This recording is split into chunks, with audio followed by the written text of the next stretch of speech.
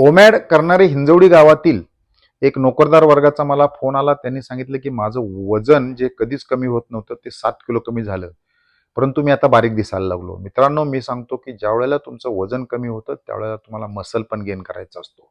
Muscle gain करणे म्हणजे anti ageing आहे, वय कमी होणं असं असतं.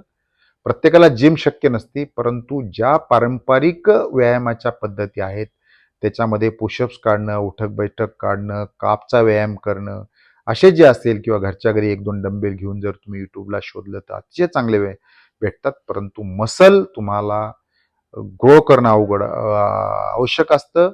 मसल ग्रो करण्याबरोबरच तुम्ही म्हातारपणात किंवा 30-40 वर्षात पुढे घसरून पडू नये, म्हणजे बॉडी बॅलन्सिंगच्या एक्सरसाइज सुद्धा करावं लागतात. तुमचे पाय बळकट असणं सुद्धा आवश्यक असतं. हे सुद्धा करा आणि ओमॅड करताना ही गोष्ट आपण नक्की लक्षात घ्यावा, जेणेकरून आपण एक चांगलं आरोग्य जपू शकतो.